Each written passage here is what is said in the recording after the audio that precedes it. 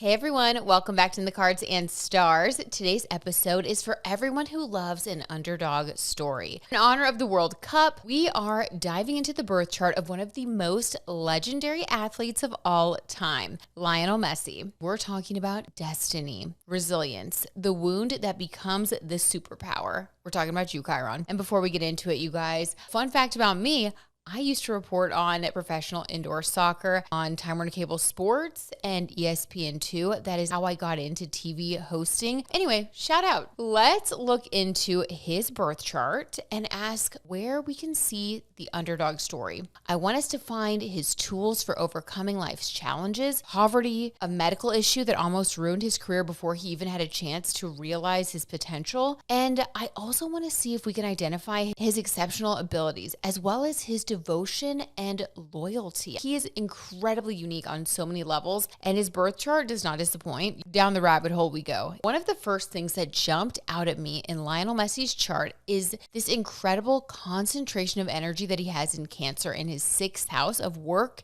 and health. He has his Sun, Mercury, and Mars all in the 6th house. When you see 3 personal planets all clustered together, it's like the universe is saying, hello, pay attention. You are going to be learning a lot of life lessons here. 6th house rules practice, work ethic, discipline, showing up when nobody else is watching. 6th house is like the elbow grease that you put in. So we know that he works hard. Could there be a better placement for one of the greatest athletes of all time? I don't think so. Because greatness doesn't just happen on game day. It happens on a Tuesday morning when no cameras are around. It happens in the thousands of practices that nobody ever sees. You know, the late nights, the early mornings.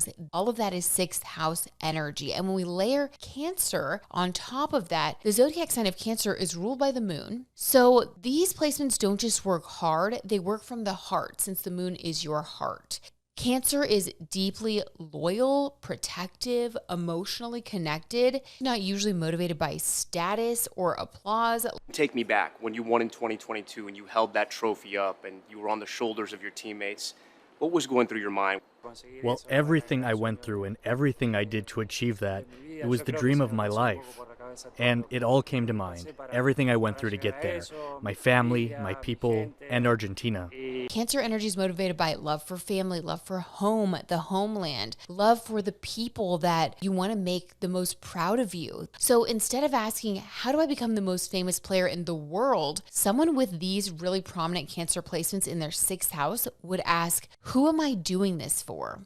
And that's what gives a Cancer stellium in the 6th house the strength, the motivation, and the fortitude to accomplish extraordinary things and put in an extraordinary amount of work. Let's talk about his Mars now. Mars represents how we compete, how we fight, how we pursue our goals. Mars in Cancer is not that stereotypical aggressive warrior. Cancer fights really, really differently. Cancer protects, preserves, perseveres, endures. This is the kind of strength that keeps getting back up no matter how many times it gets knocked down. They have such a love for what they do, a love for the game, people that they're holding in their heart that they want to make proud. So they are motivated by all of that love. It's actually so sweet. That love is what gives them the strength to practice, refine, improve in a way that is tireless. So repeating like the same movements over and over and over and over until they become an instinct.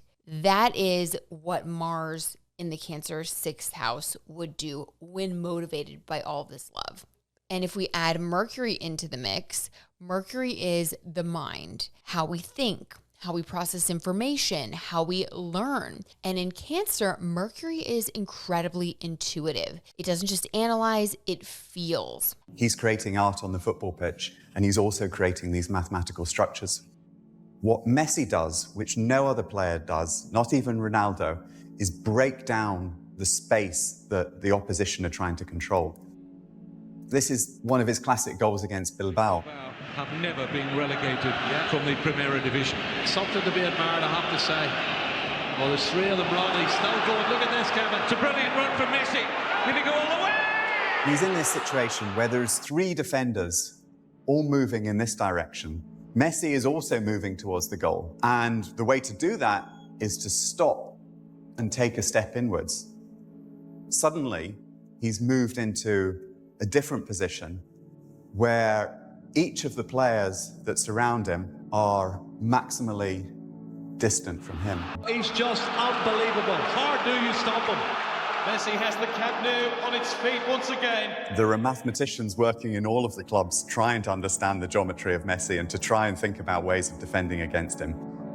Tiny improvements, little tweaks, patterns, details, learning from mistakes. I wouldn't be surprised if Messi has an incredible ability to process the game instinctively. I really feel like that intuitive Cancer stellium, where his mind is on the same page as his Mars and his Sun, combined with his Aquarius rising, because Aquarius is about the future, I think that gives him such an instinct and an edge when it comes to what's coming next. It's like he really can see the future. Then there's one more thing about all of this that I absolutely love. His Mercury and Mars are conjunct. This means that his mind and his actions work together. There is no distance between thought and processing of information, Mercury, and movement, Mars. So for an athlete, that is absolute gold. It's almost like his brain and body are speaking the exact same language. There's no delay that's needed for translation. And in the house of work and the physical body, wow. Okay, this is one of those moments in astrology that just makes sense.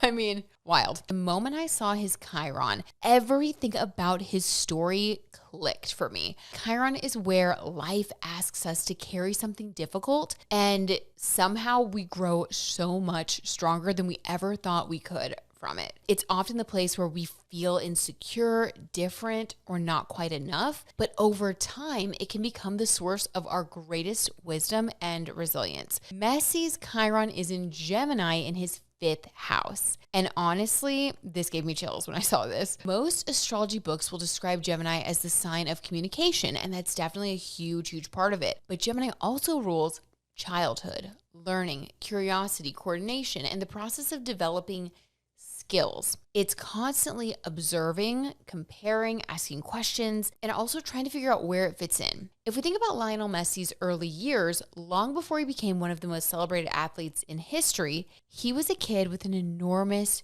dream. He was also diagnosed with a growth hormone deficiency, which left him physically smaller than many of the other children that he competed against. While most 11-year-olds dreamed of emulating their heroes, Lionel Messi was fighting a different battle entirely: growth hormone deficiency, a condition that meant his body wouldn't grow the way it should.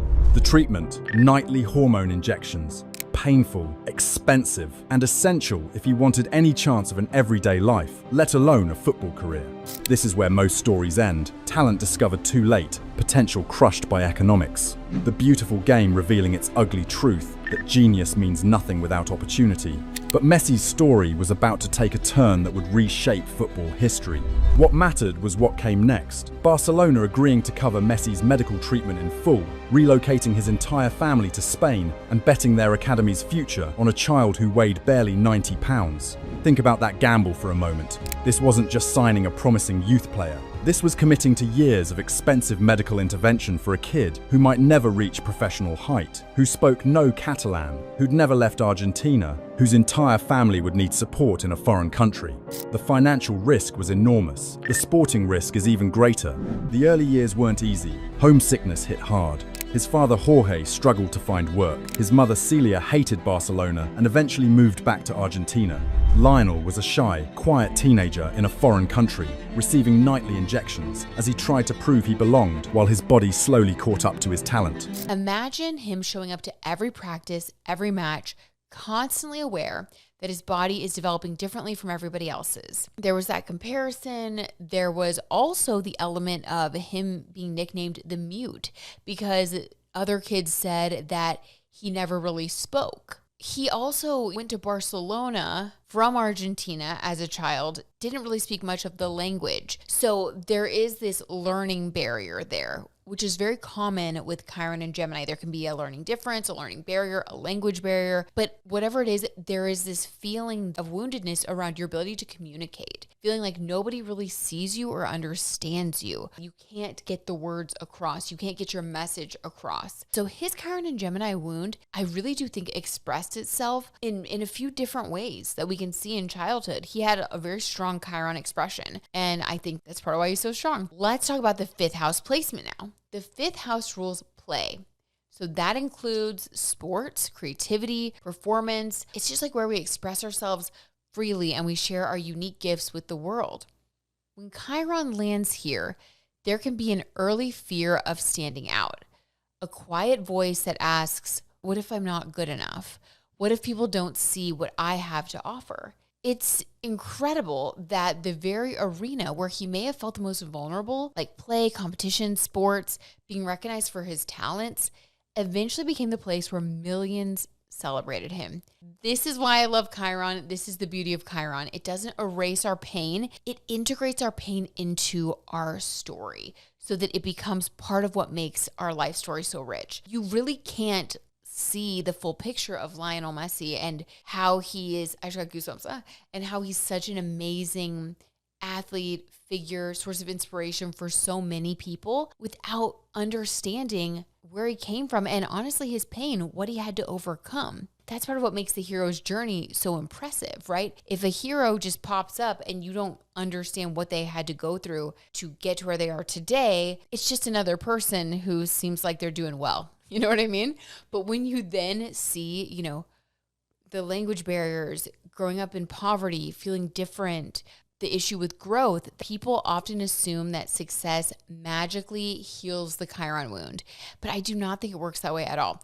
Sometimes Chiron is the reason that someone keeps refining their craft. The Chiron, I don't want to call it insecurity, but it's the Chiron wisdom, okay? Not insecurity, but wisdom that reminds us that we need to keep learning, keep showing up, not just to prove something to the world, but to answer the quiet voice within. And when we pair this with his incredible 6th house stellium, the picture becomes even more real and powerful. I mean, his birth chart jumps off the page as a true reflection of his life. One part of the chart, the Chiron part, is whispering, am I enough? And the 6th house answers, just keep working. Day after day, year after year, until extraordinary skill grows out of extraordinary dedication. I think Lionel Messi's chart is quietly one of the most romantic charts that we've looked at. Lionel Messi and his wife, Antonela, they are each other's first love. They met in Rosario, Argentina. Messi was just 9 when he fell in love with her at first sight. Though shy, he secretly wrote her a letter saying, "One day, you will be my girlfriend." But at 13, Messi moved to Spain after FC Barcelona agreed to cover his treatment for growth hormone deficiency, and the two slowly lost contact. In 2005, Antonela's best friend died in a car accident. After hearing the news, 18-year-old Messi immediately flew back to Argentina to be with her. That reunion changed everything, and they officially got together. They spent years in a low-key, long-distance relationship, while Antonela stayed in Argentina to study, and Messi became a global star at Barcelona. After the 2010 FIFA World Cup, Antonela made a life-changing choice to move to Barcelona and support his dream. In 2017, they returned to their hometown to get married. Now, with 3 sons and a quiet family life. The first thing that caught my attention was his Venus in Gemini. Now, at first glance, people sometimes underestimate Venus and Gemini energy. Gemini gets a bad rap when it comes to love. People will assume that Gemini wants variety or constant excitement, but here's what I actually love about this placement. Venus and Gemini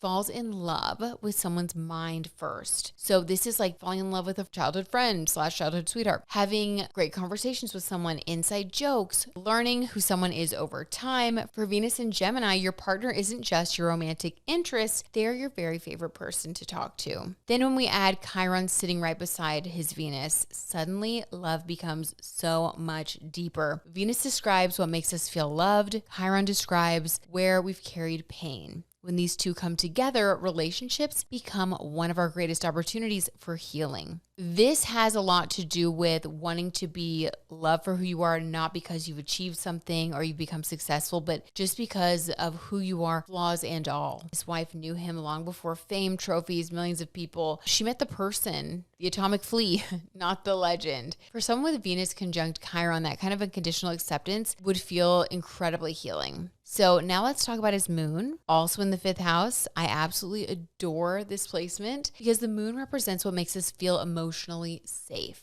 The 5th house rules romance, dating, joy, playfulness, children, the feeling of falling in love. The 5th house reminds us of being young. There we go again, giving childhood sweetheart indication. Having fun, playing outside, experiencing that innocent excitement of having your first crush. It's just so interesting that his real life love story has exactly that feeling. It carries that energy with it. It carries the sense of growing up together and sharing a history. There's like a childlike innocence that will always be baked into their love story. And this brings us back to his Mars in Cancer, because Mars shows us how we pursue what we love. Cancer, again, protects, nurtures, sticks around for the long haul. The Cancer crab carries its home on its back, for goodness sakes. The crab is locked in on what matters to them. They take it with them everywhere. And because Mars is in his 6th house, his love is expressed through consistency, sincerity, showing up, building a home, and doing the ordinary things with extraordinary devotion. When we step back and look at the whole picture, I don't see someone whose chart is screaming for endless excitement or dramatic romance. I see someone whose deepest fulfillment comes from emotional security. A best friend, a trusted teammate, someone who knows every version of you and chooses you anyway. Honestly, that feels like one of the most beautiful love stories that you could ask for. Not because it's perfect, but because it's genuine. And the quietest love stories end up becoming the most extraordinary ones. Okay, now I need the tissues, guys. Longevity and Aquarius rising. We're going to end on this note because I think this is so crazy. So Lionel Messi is 39 now, and people did not think that he was going to be in the 2026 World Cup. Everyone is talking about how shocked they are that he's still like doing hat tricks, and just honestly, he's dominating. In soccer or in football, 30 is considered like getting up there. This longevity, I gotta say, it's the Aquarius rising element. Aquarius rising is known for the Saturn and Uranus influence. Uranus is surprising. So surprising that you're still here. And Saturn is associated with hard work that pays off over time. Saturn has staying power. People with prominent like Saturn influence stick around a long time. They also tend to look younger than their age, or their body functions younger than their age if it's in the 1st house, ruling your physical body. And you want to know something weird? You know who else is considered up there, like the same age as Messi, and has Capricorn rising, the other zodiac sign ruled by Saturn? Ronaldo. So guys, I'm telling you, there's something about this astrology in the wild stuff. So if you have Aquarius rising or Capricorn rising, you can be someone who's considered like a late bloomer, or you get your flowers later in life, or you just have staying power and you stick around and keep going way longer than other people would expect you to. That's one of the good things about having a Saturn energy on your ascendant. There are challenges too, because you gotta keep working hard. But speaking of Ronaldo, you guys, I had to watch I Am Georgina Netflix docuseries. I have so much to say. I'm gonna save it, because next episode we're going to be looking at the birth chart of Cristiano Ronaldo and his very different love story with Georgina, his fiance. They've been together for 10 years and they have like 5 kids, and it's a very different lifestyle. Cristiano's long been regarded like the biggest rival of Messi. People compare them all the time. Who's the GOAT? We're gonna look at their birth charts. Maybe the astrology can determine who the greatest of all time really is. I'm willing to try. All right, you guys, I love you so much. Thanks for hanging out with me. This was so much fun. Please subscribe if you haven't subscribed yet and you like this video. Also give it a thumbs up if you enjoyed it. And I would love for you to leave a comment. Let me know your thoughts on Lionel Messi and what you think of his birth chart. Just weigh in. Would love to chit chat with you guys. All right, love you so much. Thanks for being here. Talk to you guys soon.